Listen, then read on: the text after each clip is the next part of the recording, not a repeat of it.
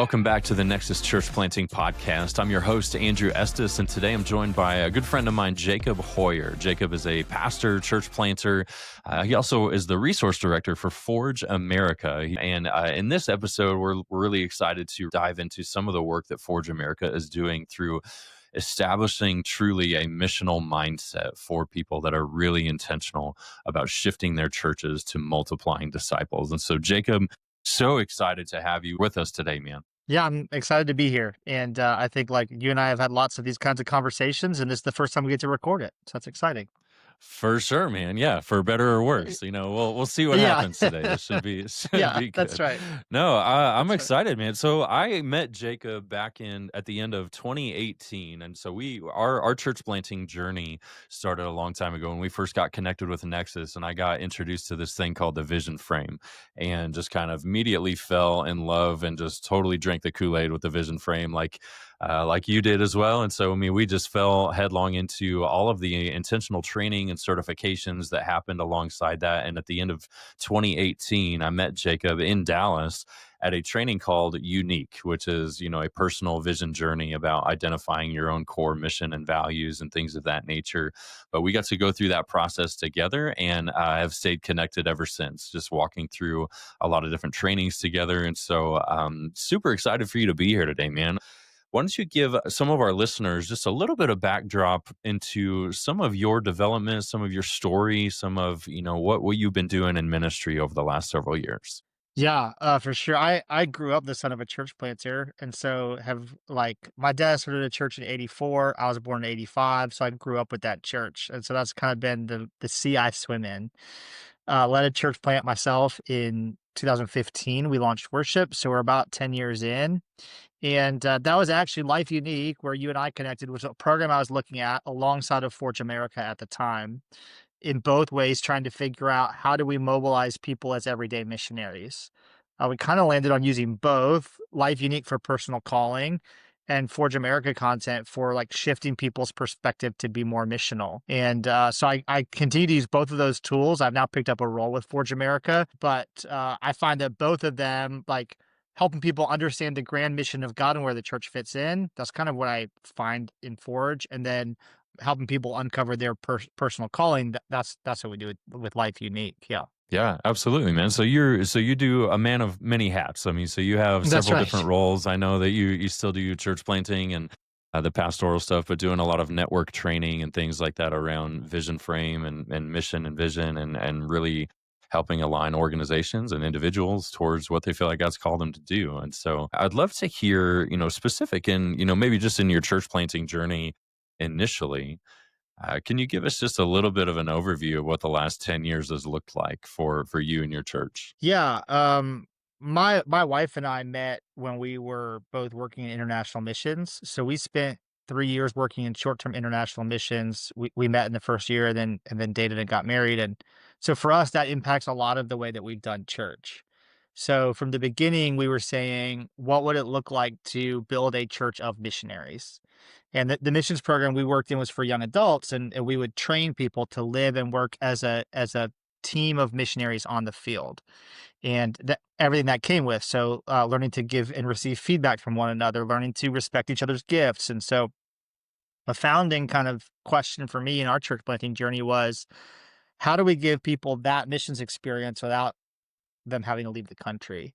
So how do we give them an understanding of being a group of missionaries, on mission together in a church context? And so that's been our through that have like kind of landed on very minimal programming, because what we want to do is free people up with as much time to live the mission in their everyday life. So in their homes, in their neighborhoods, in their workplaces. So what that means is, for us, at times people will come to us like, if they've got an attractional church mindset, they're going like, well, where are all the programs? And we're saying like, well, your life is the chief program we're trying to equip you for, and so that means like a lot of our core people have been folks who either have worked in ministry before or currently work in parachurch ministry, who are kind of over the program driven models, and they're compelled by the way that we're thinking about mission. The other group of people we reach a lot are folks who, for whatever reason, are just really value our highly relational approach. So now we're a church 10 years in that worships between 60 and 80 people on a Sunday. We don't have a building of our own. We rent from other people. We actually just moved this year, and any program we do run is focused. We call it training, and it's training you to live out the mission in your everyday life. So that's been we now are at a point where I pastor the church part time. I have a co-pastor who's also part time, and we have a music director who gets a small stipend. And we really are just kind of a band of about 100 to 150 people total, probably, who call our church home and are figuring out what it looks like to do church on mission together. Um, and I think every year, like we're unrolling our budget, we'll do Pledge Sunday in a couple of weeks. And every year about this time, I'm like, yeah, I guess I would just, even if there was no money, I would just do this. That's kind of what it's become for us and for our community, is like, Yeah. this is just our faith community, and we're figuring it out. So, Yeah, yeah. yeah. No, that's fantastic, man. Well, that's yeah, the whole church planting journey is beautiful and difficult and all the things. And so just grateful for just that shared experience. With your work with Forge America, for those that aren't familiar, can you just give us a little bit of background into what Forge America is and some of your role that you do with that organization? Yeah. So, Forge actually began in Australia a long time ago. I mean, longer ago than it started in the US, by Alan and Deb Hirsch and Michael Frost are the founders over there. And really what it was Alan and Michael in particular were working in seminaries and denominations, and they were realizing that pastors were coming out of seminary without a clear understanding of mission. So they knew how to run church, but not how to do mission.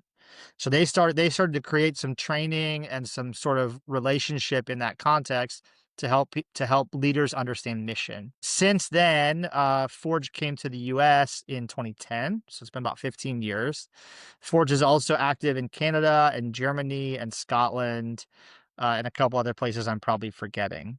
And so for us in the US, it's been for a long time like a relational network first. So it's a relational network of missional leaders.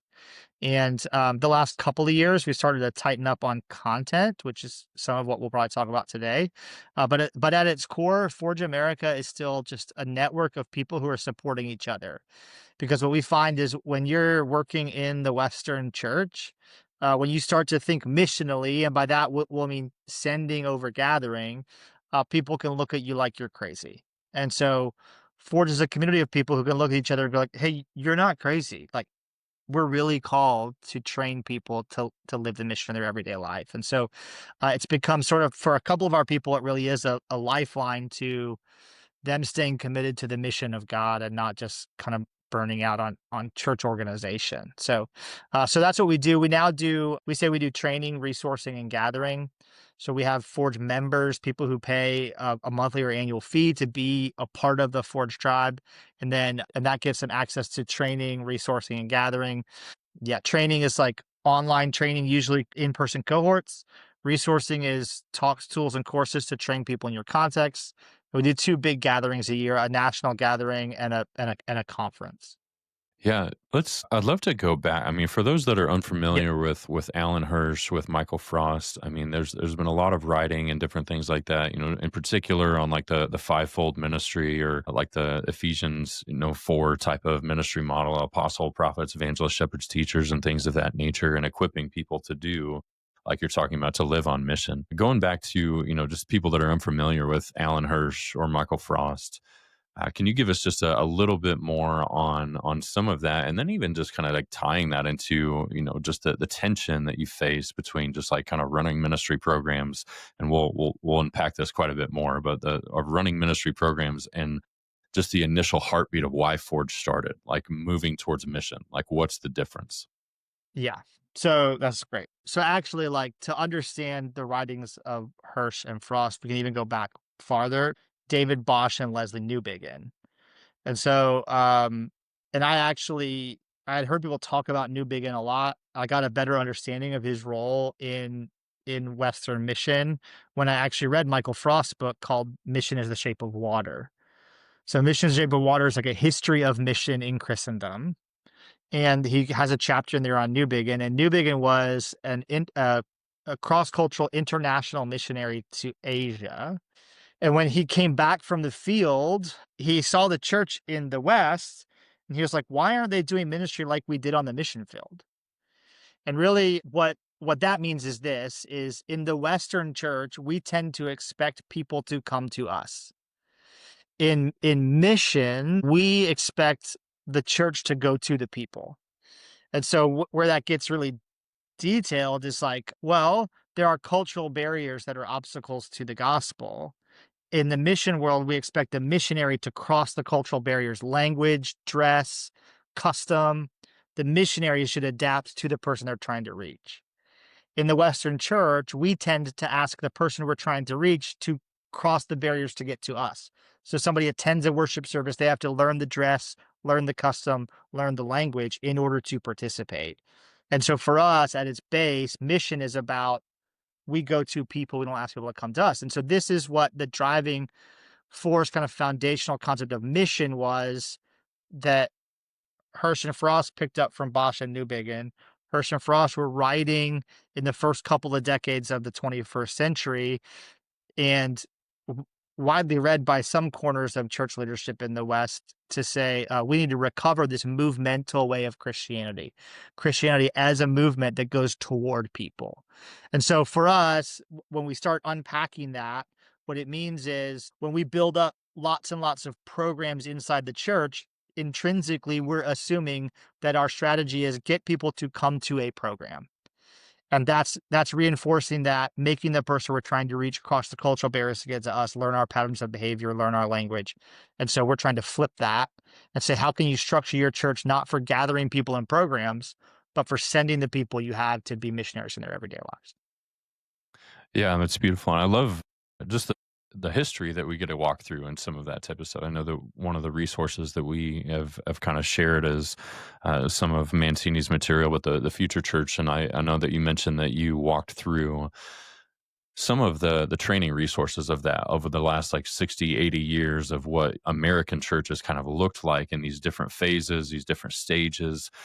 Can you I'd love to just kind of start there and just kind of unpack like what is some of the different transformational models and just philosophies, mindsets, principles that we've walked through from, over the last several years in ministry here. Yeah. And so that's the way that Mancini talks about it in Future Church with his co-author Corey Hartman, I think, on that. Um, Yeah, I is actually like, just interviewed Corey not too long ago with yeah, some of okay, the stuff that perfect. he'd been doing. Yes, Yeah, great. so it was good. Yes, yeah.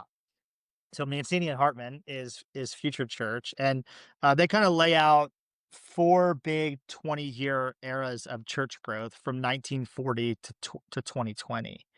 And it begins in 1940, 1960. They call that the wartime revival, and there it was like church as pillar of what it means to be citizen in your community. And so the idea of what it means to be a part of the church is to be a good citizen. This is where you start getting the American flag at the front of the worship service and that sort of thing. Then there's the golden era of denominationalism from 1960 to 1980. This is where I think usually when I'm recounting this, this is where I begin with folks because they can see it most clearly. This is when people started leaving urban centers, suburbia started to boom, and the church planting strategy was put a church of your brand in a place where people are about to move, and then that church will grow as people move into the area and look for their brand of Christianity. The like pinnacle of this strategy that I heard is like I know a guy who I grew up in a mainline denomination, and this guy he was in the Iowa district. So my denomination of heritage is the Lutheran Church Missouri Synod. It's all over the Midwest, so Iowa's very big. They bought a double wide trailer. So the Iowa district bought a double wide trailer, and what they would do is they would take that trailer to a town and they would just put out a sign, and any Lutheran who moved to town would look for a Lutheran church. They'd find this one. They'd worship in the trailer until they had enough people to raise money to build a building. Then they'd take the trailer to the next town and start over again. Wow, And wow, so and that was it. Was like they were like very creative in the naming of churches back then. It was like First that's Christian right, that's Church, right, like that's right. They're Second all just Christian Church, Third that's Baptist right, Church, like all the yeah. that's right. So that's 1940 or 1960 to 80, golden era of denominationalism. Then we get into 80 to 2000, and this is where Saddleback and Willow Creek and North Point, these models begin to proliferate. And so it was like when customer service and organizational strategy came into the church. And the way I like to describe it is like we discovered in that period that we could actually build disciples efficiently. And so it was like, if we can systematize our programs and think customer service, we can run a bunch more people through here. And so churches grew very large, and or a few churches did grew very large, and it became best practice to be very systematized and organizational in your thinking. Then around 2000 is when that's when the writings of people like Hirsch and Frost started to like kind of pop up in the Western church. And really the thing there was to say, okay, yeah, in that what Mancini and Hartman called the new permission era, that's the 1980 to 2000. Yeah, we can run things efficiently, but the question is whether it's actually if we're actually discipling effectively. So we can grow very large, but are we actually seeing the outcomes we're looking for? And this is where then Hirsch and Frost started to what Mancini and Hartman call the missional reorientation, was when there was a bunch of thought leadership in the first 20 years of this century to help us begin to rethink what church is really about. Is it about gathering or is it about sending? And so, but what Mancini and Hartman are clear to say in Future Church is that period of missional reorientation was not a reorientation of programs or structure of the church. It was a reorientation of thinking. And so what's happening when I'm working with churches around the country is we can use this, and this came out of Future Church as well, using those eras to do a dig on like a reflection on which of those eras most impacts your church. You can break it down by percentage. So all of our churches are a mix of all of these church growth philosophies. What happened in the missional reorientation is we began to think differently, but we didn't necessarily change our models. And so what we've begun to see around Forge America is there are people who are saying they're now realizing that the models they picked up from the 60s, 70s, 80s, and 90s, those models aren't working for them anymore. And so they go, oh, we need a new model. And what we around Forge are starting to say is like, before you jump into a new model, you need to make sure you've actually shifted your mindset. And so that period of missional reorientation from 2000 to 2020 is a key step for any ministry that wants to see things shift in our time. Is we have to first rethink the way that we pattern ministry before we change the model. So that's one of our taglines is like, you don't need a new model, you need a new mindset. I really think missional thinking is model neutral. We can adapt it into any model because it's really about shifting the paradigm of kind of how things are built. For sure. I love just the brief flyover of some of that recent history. And, even in that like 60 to 80s range, like people weren't like Christ followers. They were either like Baptist or Lutheran or Methodist or Hmm. non-denominational. And it was like hardline, everybody else is the enemy and it's our way. Like, and it was tribal, and that was the primary focus. And then that's a lot of those lines that kind of come out of that 80s and 90s type of thing. Wasn't that like, hey, we didn't need another church, we need a different kind of church, and shifting towards that seeker sensitive type of model. But then even within the missional reorientation or the last early 2000s was the some of the thinking was just like big church is bad, and Yeah. we have to shift away from that. It's been good to have some of these conversations where it's just like, hey, we don't have to throw out the baby with the bathwater. Like, you don't have to like totally blow up all of our resources and buildings and facilities, but like, how do we actually have these conversations about instilling mission into the life of ministry that we're currently doing? And if things need to change, that's fantastic. But if they don't, then what does need to change? What does need to shift? Like, how can we equip people? And I love having those conversations with leaders. What are some of the things that you guys do initially? I mean, so you move into those mindsets, some of that paradigm, and I want to live in some of that conversation for our time today. What are some of the first things that you do when you're walking church leaders to have that conversation, to break down, like, yeah, we're good. We have people show up on Sunday, like we have, people in small groups, we have all these different things, and we're doing, rooted, or we're doing this or that, and we feel like things are going well. how do you approach that conversation initially to really start challenging leaders to think differently? Yeah, so I'll say historically, like by the time somebody engages with Forge America, like organizationally, they've already been disturbed, like somewhere else. So, and that's where like being an organization that began in thought leadership, very often they're engaging one of the books or they've seen one of those thought leaders at a conference, and then they find their way to us. And so that the message is already ringing true with them. And most often the way I hear it is kind of the way I described it to you is like it's the youth pastor who got frustrated with his large attractional church and said, "All right, fine, I'm going to go start a house church then." And what we're saying and what I would say to that person is that's where I'm saying like, okay, you can start a house church if you want, but just changing the model isn't going to fix the problem.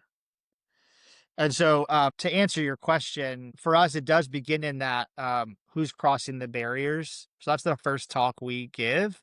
We call cultural distance, where we draw a diagram about who's crossing the cultural barriers to get to whom. And that's our principle of mission is we need to be sending people, not gather. And usually when you draw that diagram for people, there's an aha moment because the kind of the line that brings the aha moment is we've been asking the people we reach to be the missionaries. We've been asking them to be the missionaries to us. And usually when you say that, light bulbs go on for people. And so if they're open to change or they're open to new idea, that usually does it for them. And that's where we begin. Yeah. Yeah. That's good. How does that land for most, I mean, are you doing most of your training just specifically with church leaders, or do you do it with church attenders as well? People that are just living out some of that calling and things like that. And how does that land with people? So it's all different. Forge historically has had a hub-based model. So there are still people who call themselves like Forge Knoxville or Forge Austin or Forge city name. And so they're running trainings with lots of different kinds of people. We have some programs that we run nationally that are primarily with church leaders, but also lay people. And so, but I would say most people, again, by the time they're engaging with us in some fashion, they're open to that message and they go, okay, so what do we do? I would say some of the pushback you get is like, well, but I'm an introvert. They assume this means like, so they assume that means that disqualifies them from being a missionary, which I'm laughing because to me at this point but it's a real hesitation people have. Um, I think another pushback you get is like, well, yeah, but isn't the church supposed to serve the church people? And that can become a nuanced conversation about how mission really is discipleship. Like we grow as we go, which is another one of our five core principles is helping people grow through doing, not just grow through learning. Yeah. Yeah. Yeah. Can you give us those 5 principles and just kinda lay Yeah, them out for perfect. us? That'd be Yes, yeah, awesome. yeah. I was like hesitating because I can get off on my soapbox, but I appreciate you teeing me No, up you're good, man. specifically. Yeah, for sure. So yeah, Yeah, so you it's so shared a the couple five of core them, but yeah. principles. Yeah. So the five core principles go mission, context, community, formation, and practice. And I have a PDF we can like put in the show notes or whatever. That's Sure. something That'd people be say on fantastic. podcasts. So Yeah. yeah. So mission is cultural distance. It's who's crossing the barriers to get to whom. And it should be incumbent on those who are empowered by the Spirit to be the ones who go and cross the barriers. So I like to say we need to take church to people, not people to church. And then context is about sort of how we lead.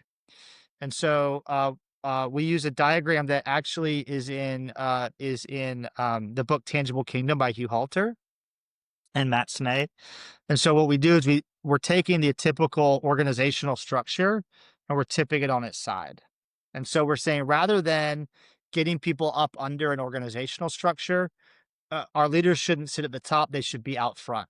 So we call that tool practitioners first.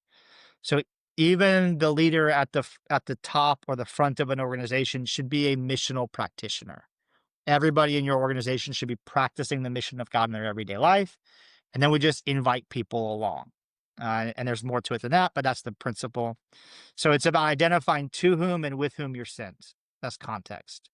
Who are Yeah. the people I'm called to reach, and who are the people God is sending with me? Community, the tool is a Venn diagram. That's what it looks like. We call it the Tangible Kingdom tool. It's also in the book Tangible Kingdom, but we talk about how a kingdom culture is the overlap of our connection with God, our connection with one another, and our connection with our neighbor. And what we want to talk about is like, it's not as simple as, okay, great. So I have God programs, us programs, and neighbor programs. And once I run all those programs, that's the kingdom. It's like, well, no. What happens is when our relationships include all of those things, then there's like a spark in our relationship that is the kingdom. And so we're coaching people into how are you navigating those three kinds of environments and leaving room for relationships so that kingdom relationships can flourish. And those first three, mission, context, and community, are sort of the at the organizational level. And then the last two, formation and practice, are where we get down to individuals and discipleship. So formation is action, reflection, learning. This is where we say we have to act our way into a new way of thinking, because we're not going to think our way into a new way of acting. Mm, And so what that looks like is, this is in The Shaping of Things to Come by Hirsch and Frost. And there they draw the diagram where it's like we tend to think we can go learning and that will lead to behavior. And that's a Western way of thinking. But the Eastern way of thinking is I'm going to train you into a new way of thinking. And so I that's like to good. talk about like, if you're riding a bike, you don't take a kid in front of a whiteboard and give a keynote talk on how to ride a bike. You just stick them on the thing and shove, right? And so it's the same thing with living on mission. You Very just like go, lovingly yeah, shove them. you trail behind them and watch after. That's actually the practice tool. So we'll talk about that next. But so formation is, if we want people to live on mission, it, if we try to educate them into it, they'll never feel educated enough. And so at some point you have to say, just go do it, and then come back to me with questions. And this is even what we see Jesus doing in the way he mobilized people. It's like he sends the disciples out, then they go debrief the experience, and that's how they learn. And so then lastly, the last one is, we call the principle of practice. The tool is the practitioner's journey. And this is something you and I have connected on through future church content as well. I lean on Dave Rhodes a lot for my understanding of this tool, but it's about taking people through a learning curve. And really, it's about outlining how mentorship and apprenticeship work. And that if we're going to shape people as missional practitioners, they're going to be shaped in mentor apprentice relationships. And so it's about helping people move along, and then helping people move through that curve, and then helping those mentors retreat back along that learning curve to walk with people along the way. So that's the five core principles: mission, context, community, formation, and practice. Yeah, yeah, those are fantastic, man. No, I love that. So in a training context, you're just kind of like introducing these to a lot of people and just helping them just kind of gauge like where do they feel stuck. Yeah, and really, like, for us, they go in sequence. And so, like, in a train the trainer environment, we'll try to do all five. And what we're finding more and more is like, if a person is using this in their congregation, we need to give them more bite-sized tools to have these conversations individually. But for us, they really do go in sequence, because it's like, hey, before we cover any of it, we have to understand this issue of sending, not gathering. And you got that? Okay. Now, if we're sending, how do we go? Well, we go together. And as we go together, we bring people along who might discover in our community the power of Christ. And so, yeah, we're walking through those principles, helping them evaluate their context. So really, like, we just launched a new program called Missional Culture Project. It's a grant-funded project where we're going to get to take 8 to 10 churches through training each year, and we're in the middle of our first cohort. And so here, like, over the holidays, they've now, over about 4 or 5 months since July, they've gotten those five core principles in an in-depth way, as well as some training on adaptive leadership. We're going to have them do during the holidays is evaluate their programming. Okay, now you've taken in all five of those core principles. Let's look at your discipleship outcomes in your congregation, and let's look at your discipleship programs. Are those two things working for you? Are you producing the results you're looking for? And are you doing it in a way that works for your congregation? And yes or no are viable answers to either of those questions. Based on your answer to those two questions, then we can begin to help you think about how do you want to adapt your discipleship structure to produce more the missional results that you're looking for, whether that's more of a current result or a different result. And so really it does come back to discipleship programming, discipleship mindset. as about how are we shaping people to live as everyday missionaries. And really it is, it's like, because I know your question was like, okay, so how do you do that? And it's, yeah, we're training on those paradigms, and then it's 100% contextual. So in our missional culture project cohort, we have a church of 600 with a 60-year-old school, and we have a church of 15 people who meets monthly in a bar. And we can apply these principles in either of those contexts and all across the spectrum. But Yeah. it all is contextual. Yeah, that's great, man. Do you have any just like stories or case studies that you could kind of share with us of churches that have kind of gone through just some of these paradigm shifts and just some of the fruit that that's bearing? For us, I'll say the thing we're trying to tackle in our congregation currently, and this will be like a challenge we're facing now that that points to what's working well for us, is a challenge for us right now is like we have a bunch of people who conceive of themselves as missionaries in our city, but they all kind of conceive of themselves doing it on their own. So right now, our church, our congregation can sometimes feel a little disconnected from one another because they're all so focused on mission in their own individual context. And so we have a person who is a volunteer sheriff's chaplain. We have a couple of people who work for Young Life. We have a couple of people who work at the university campus, and they all understand themselves as on mission where they are. The struggle for us is how we can figure out how to do it together because we're all a pretty highly apostolic group. And that's where my friend Melinda, who is in our congregation, who's the volunteer sheriff's chaplain, I remember she came to our church, and she's the kind of person who I'd love to have run my programs. She's a faithful follower of Jesus. She's walked people through inner healing before. She had an established like kind of ministry perspective, and I was like, this is great. She's also really good at maintaining boundaries. So every time I brought up her running a program, she would say, I don't really have time for that. I'm like, okay, fine. And I try to keep programming minimal. And I know I don't want to bog her down, but I was like, man, you'd be great for this. Well, then eventually she came to me and she said, I know a pastor here in town who's a sheriff's chaplain. He said they need a woman, and would I do it? She's like, I think the Lord's calling me to do this, which I thought, if you can be a sheriff's chaplain, you can run my programs. Uh, but instead I said, okay, sure. I had to sign a letter. I wrote a letter for her to say she could do this. And now she's like all the way in on being a sheriff's chaplain. And what's interesting is most people who do that, one of the roles of a sheriff's chaplain is when there's a death, they go on the death notification. So they go tell the family that somebody died. Mm. And most of these sheriff's chaplains, that's the only time they show up is when they have a specific duty to perform. Well, Melinda started like going on ride-alongs with deputies, showing up to the precinct. She started a practice of every time there was a birthday, she would bake a cake and have it in the break room for the sheriff's deputies. Every time they do a shift change, so like every quarter or something, the night shift changes to day shift and the day shift changes to night shift. So it's like a really long day. And so she brings breakfast during the shift change. And she was like doing so well, they gave her a volunteer award. And then they wanted her to like do some training for other chaplains in other areas. And she came to me and she was like asking me to, I was like helping her think about how to do this training. And she was explaining to me her philosophy of how to do this ministry. And I was like, Melinda, this is fantastic. I was like, where did you learn this? She was like, oh, I learned it at our church at Wellspring. I learned it from you. I was like, oh, that's fantastic. Right. Uh, because she just picked it up in the way that we do church because it's for us these principles are embedded into the way that we do faith community. And so then ultimately, like again, we had a focus for a year of people taking their next step. So we called it Next Step Disciples. That was our theme for the year. And we had led people through an exercise of reflecting on what their next step might be, writing it on a card. One person in our congregation, Lauren, had written on her card that day, she was like, she felt like the Lord was telling her she needed to talk to Melinda about helping with the deputies. And then she stuck it in her purse. And we got this story months later. So she sticks the card in her purse. She said several weeks later, she was like cleaning out her purse and she found that card again. And she realized, like, oh, I don't want to throw this card away until I do it. But she thought, I can't. Lauren has a young child. She has a job. She's like, I can't help Melinda minister to deputies.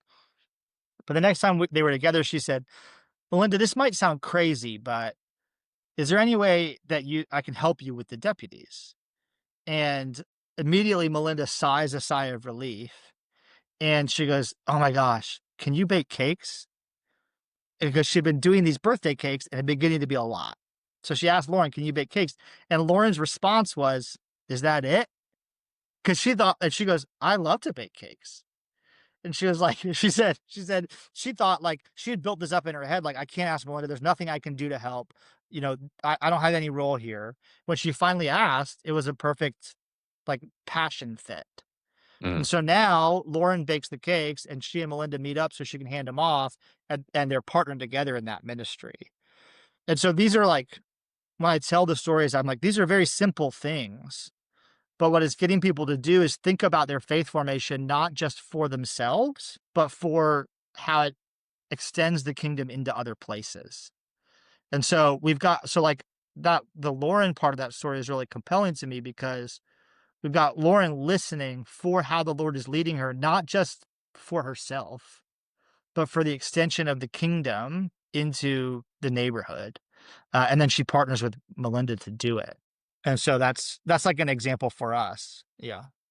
Yeah. yeah. When you are, I think one of the things that you mentioned earlier was like once you kind of adopt these like missional orientation like principles, that you mentioned that you can kind of adapt that to any type of a model. I'd love for you to unpack that a little bit more of like whether it's a church of 600 or a church like a house church of 15 and things of that nature. Can you just Yeah. kind of speak directly to that?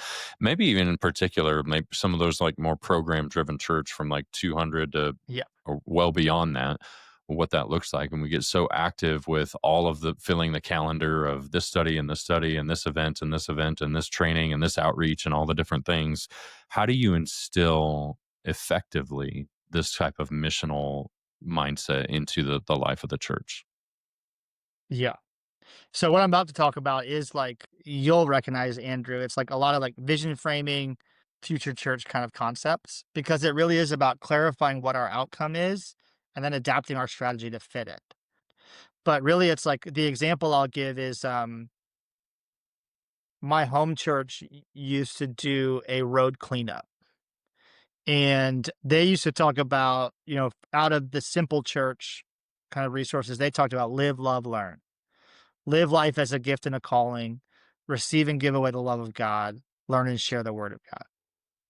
And and that was about where the clarity stopped. And so they would run this road cleanup program. And this is a church of hundreds. And so they would run this road cleanup program. And then there was a woman who it came to be her responsibility to organize the road cleanup program. And she was like frustrated one day, I remember, or I was like trying to explain something. I was like, well, for example, what do you want people to do? Oh, live, love, learn. Okay, live. You want to give away the love of God. And I was like, so what's the best way to help them do that? She was like, not cleaning up the road on Saturday morning. Because she realized that like getting them to love their family member or their neighbor, like them picking up trash and Mm, put like wasn't changing them. They just felt like they were checking the box. And so I said, well, what if we could use that program to help them think about how they're serving? So, what if after we cleaned up the trash, we huddled up and had a little discussion about what it felt like to do something that didn't benefit you at all? And then help them capture a takeaway about how they wanted to serve somebody they actually see every day. And so that's a small shift you can make to go take a program you're already running and make it not just about the program, but make it about training. And so in Funnel Fusion, they'll talk about adapt, adopt, and augment your programs. Adapt your program, adopt a new program, or augment your program with relationship. And so there are ways we can tweak stuff we're already doing to make it more training focused and sending focused rather than gathering focused and attendance focused. Does that make yeah, sense? it is a Yeah, beautiful I think like conversation just to be able to help people just kind of shift and move into some of those intentional mindsets towards like is what we're doing actually effective or is it just checking a box? Like that's such a massive conversation when you have that evaluative conversation around everything that you do and saying like what purpose does this serve? I remember having that conversation with a children's ministry leader a couple of years ago. Like they spent all this time and energy of doing like a kids production of some kind of Christmas something, and they do it during or right after service one Sunday. And I just asked him the question. I was like, "So how do you guys evaluate how successful that was?" And he was like, Well, that's a really good question, and and it just kinda stuck in like, I don't know, we've just always done it. Right. It's like, And the "Oh, honest okay." answer is I'm not based on how saying many it's people bad or show up. good, it's just like, Yeah. how do you gauge, like, whether it's effective or not? Like, why do you Yeah. do it? Yeah, and the honest answer is it depends on how many people showed up. If more people showed up this year than last year, we won. If less people showed up, we lost. And gosh, that's a hard way to do ministry. I or an emotionally taxing way to do ministry. It might be strategically easy, but emotionally it's really hard. Yeah, yeah. Well, I love one of the things that you mentioned, like when you're talking about the 5 principles, and it really is kind of this word that I hear pop up sometimes, and people that are aware of it are are people that are full on into this conversation. And it really is just that word practitioner. And Mhm. people like anytime I hear that word, I'm just like, all right, this brother, this sister, like they're full on aware of like the disciple making movement, that DMM conversation, that missional type of conversation where they're just not like hearers of the word, like they don't just attention, like they're actually doing something. I was talking with somebody not too long ago and was just sharing about four fields training and just like how to share the gospel, how to share your faith and things like that. And just like actually going out and doing some kinds of those things. And he's just like kind of looked at me. He's like, yeah, I'm a practitioner. And it just like kind of clicks for me. I was like, oh, like this guy knows what I'm talking about, knows what we're doing, and is full on engaged. And I'd love to just kind of get your take on why that word is so important in the midst of some of this stuff. So you talked them in context, like being practitioners first. You talk about in practice, like the practitioner's journey, rather than like kind of getting away from potentially the word disciple or discipleship and stuff like that, which has just saturated the Christian community for forever. And it's not like it's a bad word, like it's an accurate word. But what shifts in you guys to be able to use that word practitioner? Yeah, that's good. So for us, like we say mission is a practice to be cultivated.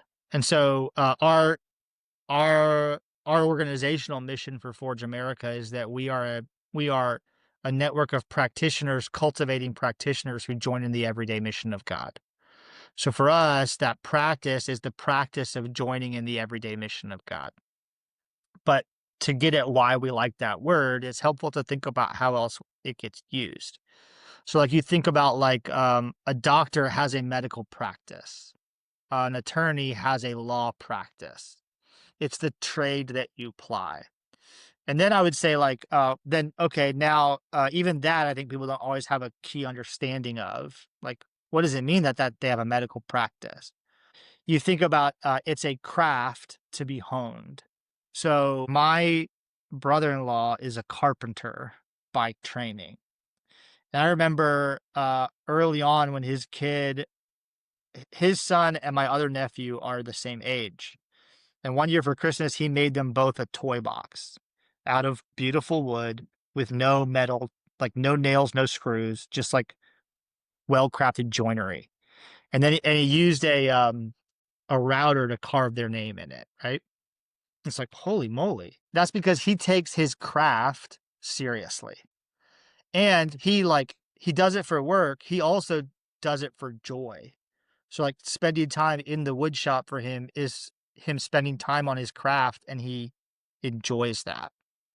And I think this is where like some of our mutual understanding of vocation comes in. So practice, craft, vocation. I'm kind of talking about it's like one thread here. But there is like when we think about our jobs, if you go to work and there's something you don't know how to do, what are you going to do? Figure out how to do it because your livelihood depends on it.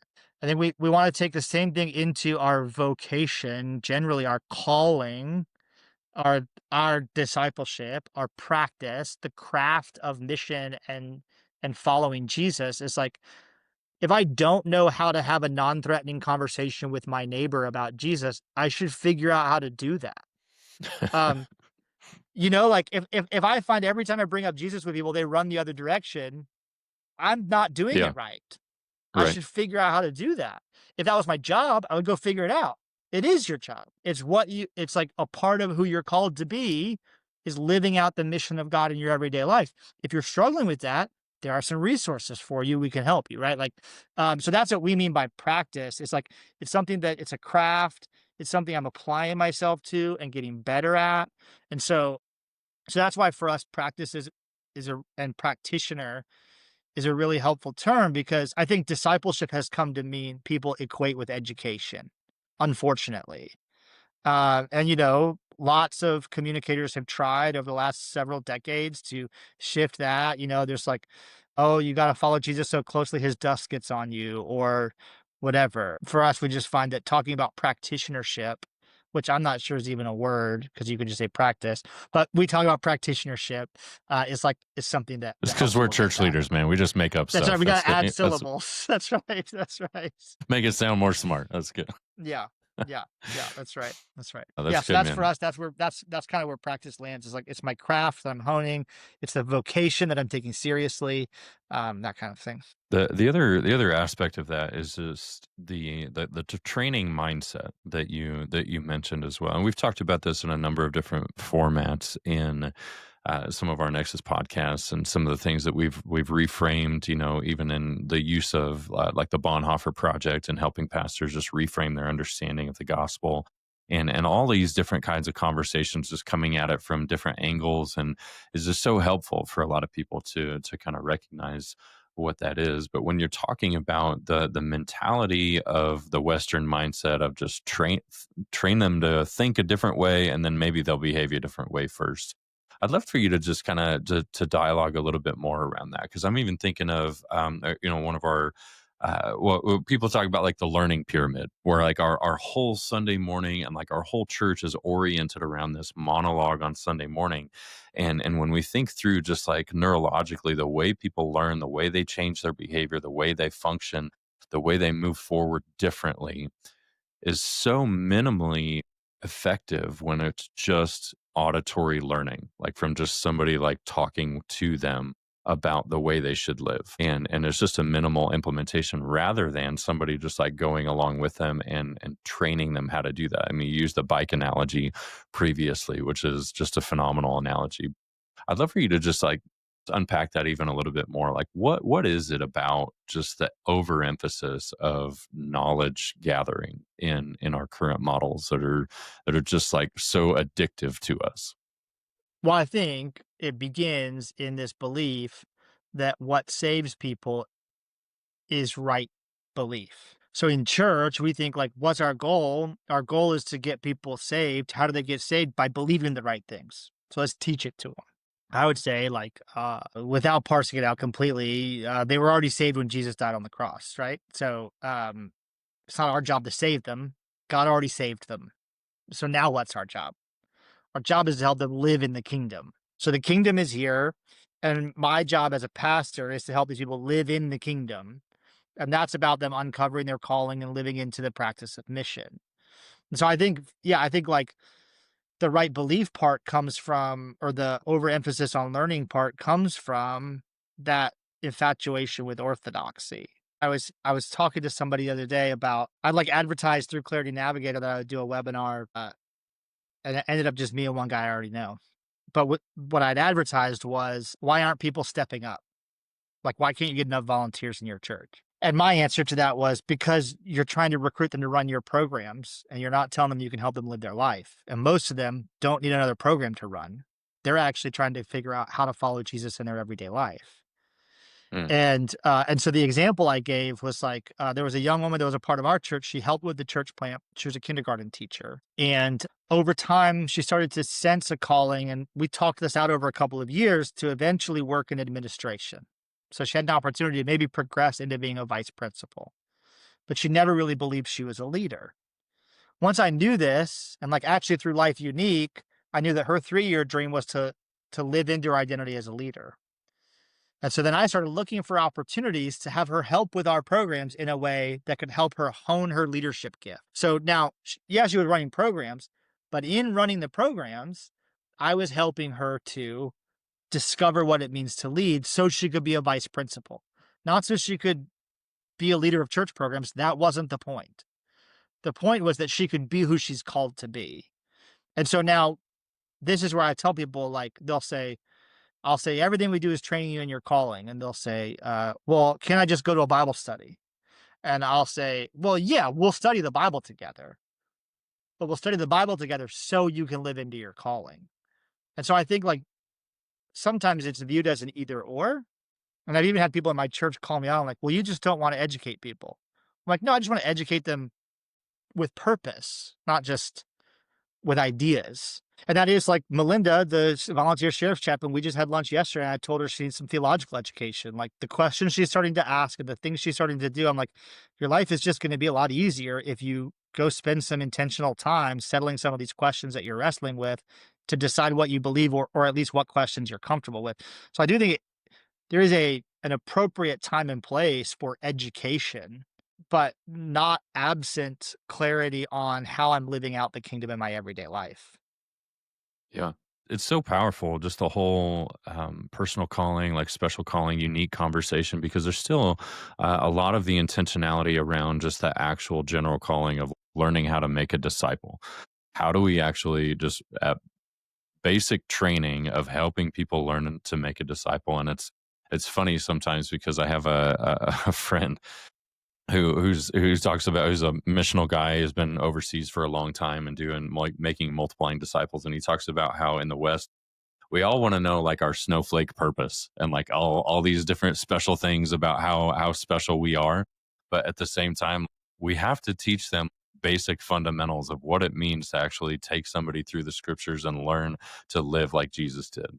And it's not either or, it's not one or the other, it really is both together, and say like, yes, there's Yeah. basic training, but what is some of that special forces training, almost, of just saying like, how has God uniquely designed you?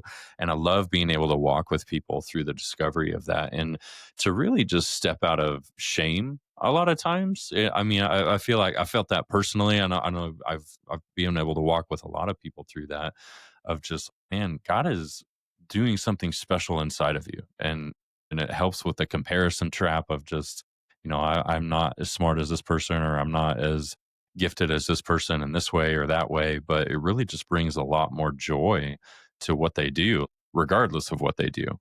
And so I love that you guys are leaning more into that, especially in the context of this missional living. Yeah. And I think it's like, honestly, where I started to get fresh eyes for general calling, and in that we're saying like every person has a special calling. We all have the same general calling to honor God and love others. Where I'm getting fresh eyes on general calling is as we go back to our children and youth curriculum in our congregation. We have a youth director who's moving away, and so we'll go back to volunteer led. And so I'm like kind of redesigning how we talk about youth and children ministry. And as I do Uh, that, that's where I'm getting fresh eyes on like, oh yeah, you have to teach them the basics of the Bible narrative. You have to teach them what the 10 commandments are and the Lord's Prayer. And so there are some of those basics. I come from a Lutheran heritage, so Luther's small catechism is like a treasure of faith education. And so, yeah, certainly those are foundational. yeah, that's good, man. Any last thoughts that you could leave our people with as you're kind of like considering these five principles? And I mean, you mentioned a resource that you could give, and be I would love to be able to pass on that PDF or a link to it as people are kind of considering, just any way that we can approach this conversation towards shifting towards mission and being gospel centered people.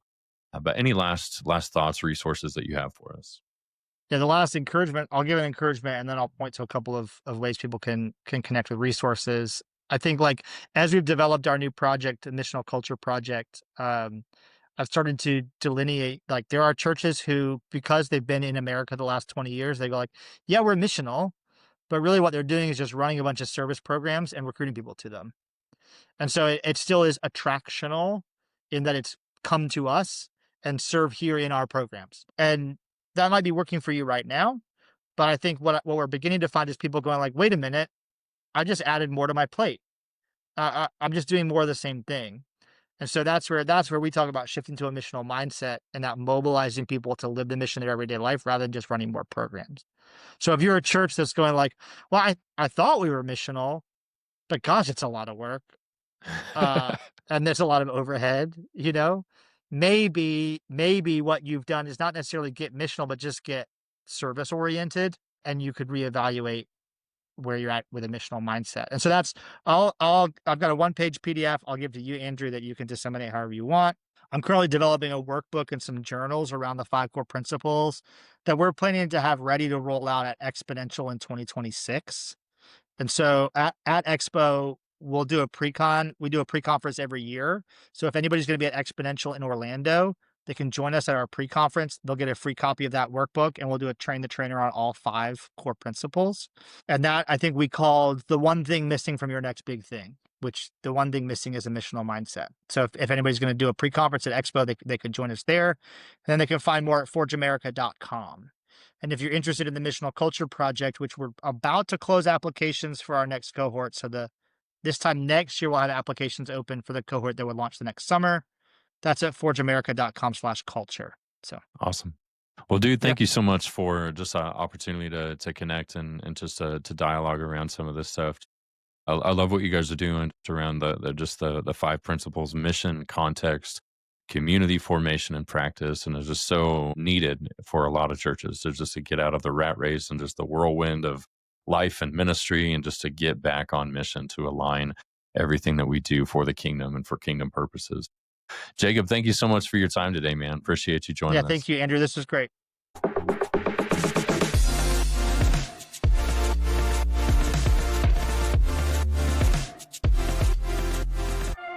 Thank you for checking out the Nexus Church Planting Podcast. We hope this conversation was helpful and inspires you to lean deeper into your calling. If you want to learn more about Nexus, visit us at nexus.us. There, you'll find church planting resources, upcoming trainings, events, and more. We also want to encourage you to subscribe so you never miss an episode. Leave a review or rating to help others find us. And please share this episode with someone you know, a pastor, a leader, a friend, somebody who needs to hear this conversation. And until next time, move with vision, lead with courage, and multiply the kingdom.